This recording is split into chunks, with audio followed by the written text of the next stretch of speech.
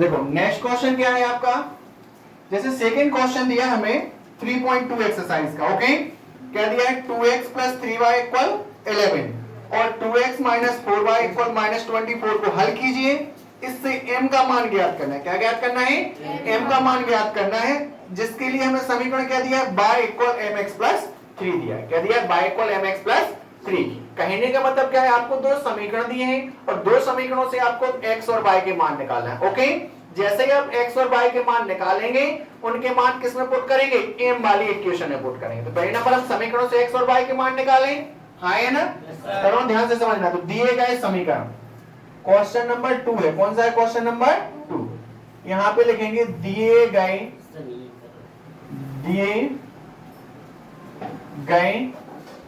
समीकरण। फर्स्ट समीकरण में क्या दिया है, 2x प्लस 3y इक्वल क्या दिया है, 11। समीकरण कौन सा हो गया, फर्स्ट। और दूसरा क्या दिया है, 2x माइनस 4y इक्वल कितना दिया है, माइनस का 24। समीकरण कौन सा हो गया, सेकंड। ये दो समीकरण दिए, हाँ है ना? अब इनको हमें सॉल्व करना है। सॉल्व करके x और y के मान निकालना। तो देखो पहले नंबर हम क्या लिखेंगे, प्रतिस्थापन विधि से हल करने पर। कौन सी? प्रतिस्थापन विधि से हल करने पर। ओके, जब प्रतिस्थापन विधि से हल करते हैं तो हम क्या करते हैं, x या y के मान एक से समीकरण से निकालेंगे और किसमें पुट करेंगे, पहले भी दूसरे समीकरण में पुट करेंगे। किसमें करेंगे, दूसरे समीकरण में पुट करेंगे। तो पहले नंबर देखो सिंगल मान है क्या, नहीं, डबल डबल में दी तो ऐसा वैल्यू देखो जो एक दूसरे से मैच हो रही है। देखो 2x की वैल्यू 2x में मैच हो रही कि नहीं हो रही? तो हमने क्या किया, यहां पे लिखेंगे समीकरण 1 से 2x का मान निकालने पर। क्या करने पर, निकालने पर। ओके, तो 2x मान निकाले तो हमारा समीकरण 1 क्या दिया है, 2x प्लस 3y इक्वल क्या है, 11। 2x का मान निकालें तो 3y को उस साइड लेके जाएंगे तो माइनस का क्या हो जाएगा, 3y। समीकरण कौन सा हो गया, थर्ड। अब हमने सिंगल x का इसलिए नहीं निकाला कि 2x का निकाला, डायरेक्टली पुट कहां पे कर देंगे, 2x में पुट कर दें, हाँ है ना? तो 2x मान निकाले, जो 2x मान निकाला वो समीकरण कौन सा हो गया हमारा, थर्ड। तो अपन लिखेंगे 2x का मान समीकरण 2 में रखने पर, हाँ है ना?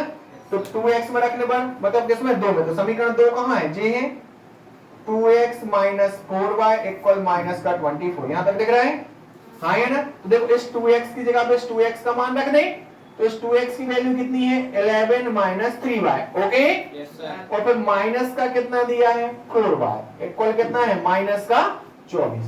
तो हमने आपको बताया था माइनस माइनस की संख्या जुड़ती है, चिन्ह हमेशा माइनस का, माइनस माइनस की संख्या जुड़ेगी और चिन्ह हमेशा माइनस का आएगा। ओके, तो माइनस माइनस की संख्या देखो, माइनस का 3 और माइनस का 4 ऐड हुआ तो कितना हो जाएगा, माइनस का 7। तो यहां पे क्या हो जाएगा, 11 माइनस का 3 और माइनस का 4 कितना हो गया, माइनस का 7 इक्वल कितना आ जाएगा, माइनस का 24। हाँ है ना? अब माइनस का 7 बाय इक्वल माइनस का 24, 11 प्लस का उस साइड जाएगा तो किसका हो जाएगा, माइनस का। ओके, तो माइनस का 7 बाय इक्वल माइनस का 24 और माइनस का 11 ऐड होगा तो माइनस का क्या हो जाएगा, 35। क्या हो जाएगा, माइनस का 35। हाँ है ना? तो यहाँ पे देखो y इक्वल कितना हो जाएगा, माइनस का 35 डिवाइडेड बाय कितना हो जाएगा, माइनस का 7। तो माइनस के 7 से माइनस का 35 कितने बार डिवाइड होगा, 5 बार, और माइनस से माइनस कैंसिल। तो y का मान कितना आ गया आपका, 5। हाँ है ना? अब y का मान हम कहां पे रखें, जहां पे समीकरण 3 बनाया था, अर्थात जो x का मान था, यहीं से x का मान सिंपल निकालेंगे हम। 1 में और 2 में या 3 में कहीं भी पुट कर दें, लेकिन 2 और 3 हमारे 1 और 2 कैसे दिए, मिक्स फॉर्म में दिए, जबकि x का सिंपल फॉर्म कौन सा दिया, थर्ड समीकरण के लिए। तो डायरेक्टली हम y का मान समीकरण 3 में रखेंगे। किसमें रखेंगे, समीकरण 3 में। तो यहां पे लिखेंगे अपन y का मान समीकरण 3 में रखने पर। ओके, तो समीकरण 3 क्या दिया है, 2x इक्वल 11 माइनस 3y। तो 2x इक्वल 11 माइनस 3, y की वैल्यू कितनी है, 5। तो 2x इक्वल 11 माइनस 5 3 15। अब मैंने आपके लिए बताया था 2x बराबर क्या आएगा, प्लस माइनस का नंबर माइनस होगा, प्लस माइनस का नंबर घटेगा, प्लस माइनस का नंबर दूर से बोलो, प्लस माइनस का नंबर हमेशा घटेगा, प्लस माइनस का नंबर हमेशा घटेगा, प्लस माइनस का नंबर हमेशा घटेगा। घटेगा। चिन्ह बड़ी संख्या का, चिन्ह किसका आएगा? बड़ी संख्या, प्लस माइनस नंबर हमेशा घटेगा, चिन्ह हमेशा बड़ी संख्या, नहीं, गलत बोला। प्लस माइनस हमेशा घटता है, चिन्ह हमेशा बड़ी संख्या का। बोलो, प्लस माइनस हमेशा चिन्ह हमेशा बड़ी संख्या का। ओके, तो यहाँ पे देखो 15 में से 11 घटेंगे, कितना बचेगा? 4। साइन किसका आएगा? माइनस का, क्योंकि माइनस बड़ी संख्या है। हाँ या ना? x इक्वल कितना आ गया? -4/2। x इक्वल कितना आ गया? -2। इस तरीके से हमने y का मान निकाल लिया और ये किसका मान निकाल लिया? m का। जबकि क्वेश्चन में उसने बोला था हमें m का मान निकालना है। क्या है? m का। तो अपन लिखेंगे m के मान की गणना की, m के मान की गणना के लिए हमें समीकरण क्या दिया है? समीकरण क्या दिया है? y बराबर mx प्लस 3। y बराबर कितना दिया है? mx plus 3। तब मान रख दिए जाए x और y के। y का मान कितना आया? 5। x का मान कितना है? -2। प्लस का कितना है? 3। तो देखो माइनस का 2 में होगा तो माइनस का 2m हो जाएगा। 3 इस साइड आएगा तो 5, 3 प्लस का किसमें आएगा? माइनस में।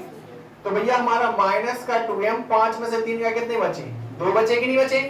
m बराबर कितना हो जाएगा? 2 अपॉन माइनस का 2। तो 2 एकम 2, लेकिन किसका आएगा? यही क्वेश्चन में बोला था m का मान हमें क्या करना है। समझ में आया कि नहीं आया? हाँ है ना? जिसको ना समझ में आया हो तो मैं भी बता दूं। आ गया? कुछ नहीं किया, हमने समीकरण दिए थे, समीकरण को हमने प्रतिस्थापन विधि से सॉल्व कर दिया। समीकरण 1 से 2x का मान निकाला, ओके, और 2x के मान को हमने समीकरण 2 में पुट कर दिया। 2 में पुट कर दिया तो -3 और -5 जोड़ेंगे तो हमारा -7 हो जाएगा। 11 उस साइड गया तो माइनस का हो गया। माइनस माइनस का नंबर ऐड होगा तो किसमें हो गया? प्लस में। माइनस माइनस का नंबर ऐड होता है लेकिन साइन किसका आएगा? माइनस का ही आएगा। ओके, माइनस के 7 का पक्षांतर किया, डिवाइड में आया तो हमने 5 बार कट गया। ओके, तो y इक्वल कितना आ गया? 5। y का मान उठा के हमने समीकरण 3 अर्थात x की वैल्यू में रख दिया तो x का मान कितना आ गया? -2। अब हमारे m, x के और y के मान आ गए, लेकिन क्वेश्चन में बोला था m की गणना करनी। तो m की गणना के लिए हमें समीकरण क्या दिया था? y equal mx plus 3। यहाँ पे हमने m के और x के मान रख दिए और सॉल्व कर दिया तो कितना आ गया? -1। ओके।